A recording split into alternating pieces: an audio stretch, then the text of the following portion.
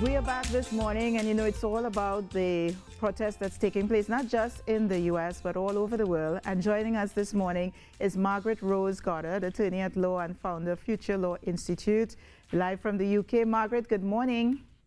Morning, Lisa. Thank you so much for inviting me to talk on this really important issue.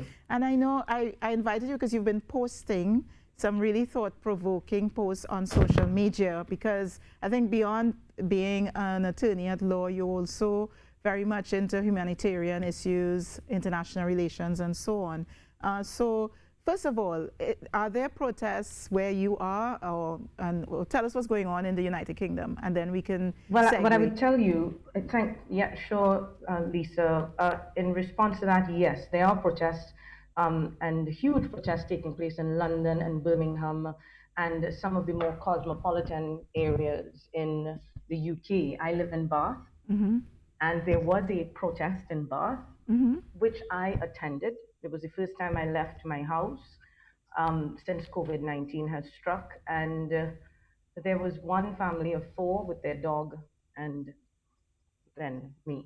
Oh, that's okay. what was happening in Bath. Right. Okay. So that, I guess it's really different depending on the makeup of the community that you're in. Well, what drives your passion, and what are your thoughts behind this, the whole situation, what's going on right now? Yeah, I think that when the issue of George Floyd first came across my feed, I feel I, like many people of primarily African descent, and others who feel deeply for the pain and suffering of others. I think our initial reaction would have been, oh my God, not again, I don't want to look at this. Then a picture came up of the officer with his knee on this guy's neck. And it startled me, it shook me to my core, and I felt I had to look at it, because some of the work I'm doing right now in the UK is around the issue of anger, radical anger, the morality of anger, and its context in when thinking of empathy and when thinking of connection and what anger really means and what it points to. And one of the things I say when I teach on anger, when I'm trying to convince people in European spaces that there is a morality in anger that is separate from the violence, bitterness, and hatred that is often conflated with the concept of anger. I said, what would you do if someone has their knee on your neck, or if someone has their knee on your child's neck? What would your reaction be? And so I had to look at the video. And when I looked at the video, more things began to unpack for me, that I think it's really important when we reflect on the murder of George Floyd, what it means for us as a people. And I'm talking about as a collective. I'm talking about whatever hue or shade we are. It really is a metaphor for the world that we are living in, if you look at it. Now, if you look at it just on the surface and take a linear approach to what happened to George Floyd, you may think, oh my God, the officer needs to be arrested and charged and convicted of murder. You may even think the other 3 officers need to be, and that's the first step. Yeah, but there's something more. What is the role of policing? What is the legitimate role of policing in modern democracies and in the societies that we have? And what is its genesis and what's its relationship to power in society? And then you look at what he was being corralled for, what he was being arrested for. It was an economic issue. So when you take an even broader perspective, not just a linear perspective on the issue, you see the complexity of the issues that resulted in what you saw in that 10-minute video. Now, and now, a lot Margaret, of people this are is talking not about go on. Lisa? No, go on. I'm saying a lot of people are talking about the protests and the riots, and the initial reaction of some people has been to condemn the rioting and all of that. And I would say this: if someone has their knee on your neck, what is the response that you are going to have? What is a legitimate response? Anger is a complex issue. It is not just one thing. And even in the context of law, we have recognized that. And we have recognized that violence that comes out of anger is also a complex issue. The law recognizes that, but by the fact that self-defense is considered, if you act violently in self-defense, you are considered not guilty of Mm-hmm. murder or of whatever assault and Yeah. battery charge that you're But facing. let me So jump there, in. Let me jump in because this is not the first time something like this has happened or even posted to social media. What do you yeah. think is driving the world response to George Floyd's case?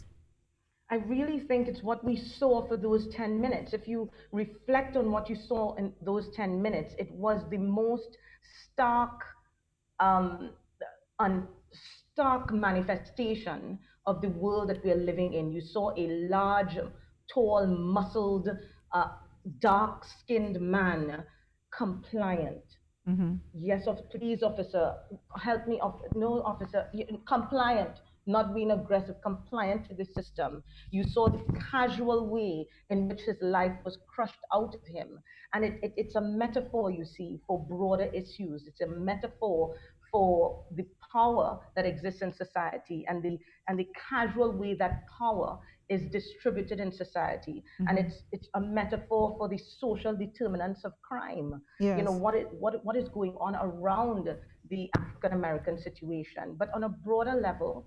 And this is why I'm really I'm grateful for the opportunity that you've given me to come and talk here today. Is what is the role of Caribbean leadership and Caribbean thinking Mm-hmm. in all of this? And Mm-hmm. someone, a few people have come at me and said, Margaret, I mean, come on, this is not happening to us in this way, this white supremacy thing, which Yes. I have never been a vocal person on, but I've always, as many of us in color, I have always recognized it to be a truth of the world that we are living in. But I think about the role of the Caribbean, and I think about, a people that does not know its history will not rise up and embody the truth of who they are. And really and truly, so Hilary Beckles just released a press statement that said, yes, we have borders around us, but our consciousness, Mm-hmm. there are no borders in our collective consciousness. There are no borders in our intellect.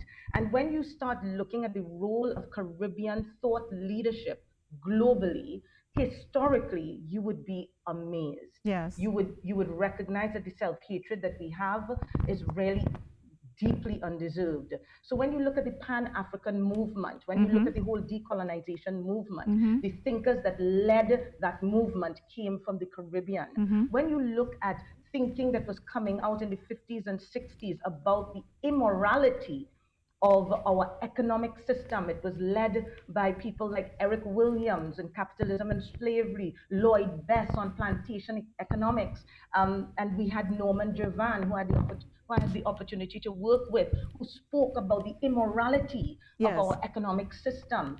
You look at as well in human rights, people don't know that the international human rights framework which exists was actually agitated for and negotiated during the decolonization movement and led by thinkers in the Caribbean, particularly in Jamaica. So when we start to recognize that there is something really unique coming out of the Caribbean in these spaces, dealing on the issues of race, oppression, and dignity in the human life, and we've always had a very special voice in that.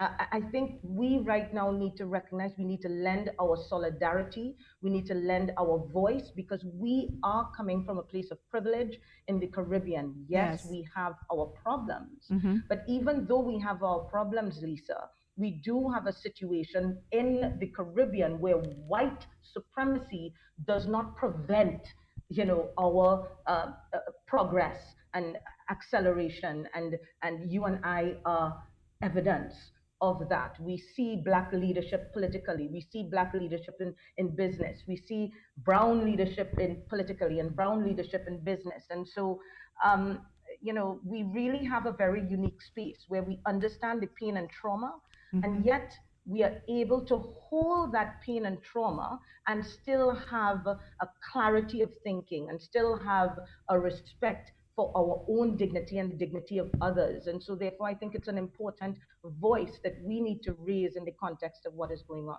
I absolutely agree with you, Margaret Rose. However, I don't want us to minimize the issues that we also have to grapple with here in the region, not just Trinidad and Tobago, but across the region in terms of balance, in terms of equity, in terms of wealth. Absolutely, absolutely. And as you know, Lisa, when I lived in and worked in Trinidad and Tobago, I was, really at the forefront of really trying to, create change, particularly on the issues of anti-corruption and public procurement and those issues, and fairness and equality and those issues. So no, you're completely required there. However, America has a unique place in geopolitics, and America has the ability to control our global institutions. America has the ability to lend power to global narratives. America has a historical positioning of exporting policy subtly and overtly. And the issue of foreign policy is very complex. Managing that space between the national agenda and the global agenda, so that we cannot just look at our nationalistic nation-centric perspective in this hyper-connected, globalized world. We cannot. We have to be able to develop the ability to hold both together and understand the tension of both together. Have we lost her? Diaspora and universally, and know the right thing to do and have the courage to have the right thing to do. So the fight that and the struggle and the crisis that you're seeing in America it's not only a racial crisis, so not only a crisis of the economy, because we are seeing, or political crisis, where you're seeing the anger of the protesters being hijacked by those who have political agendas. It's not only that, it's a moral crisis. And I guess that's the point I'm making this morning. It is a moral crisis which is interweaved with our global economic system, which the US and other powers in the world are actively supporting, facilitating, enabling to continue on a daily basis. COVID has begun to help us to see those who weren't on this work before. Many more people are now seeing, okay, this global economic system is not really working for us in the way that, some of the positionings we've been taking aren't really working for us. So it's beginning to open it up. And now George Floyd is now showing the immorality of the world that we are living in. And I think Caribbean thinkers need to rise up on this issue of the morality of world politics, morality and geopolitics. And by extension, we will benefit when we start leading the thinking in those areas, as our ancestors have done. I'm not urging anyone to do something we haven't done before. So our problems are real, and there are things that we are doing on the ground in Trinidad and Tobago and across the region, and very important and amazing things. But we cannot be blinkered. We are part of a globalized world. All right, Margaret Rose Goddard, excellent contribution there this morning. You keep well and safe, because with all of this that's going on, the pandemic is still happening, and especially where you are in the United Kingdom. So continue to be safe. Thank you so much, Margaret Rose, for joining us this morning. That was Margaret Rose Goddard. Very powerful there, guys.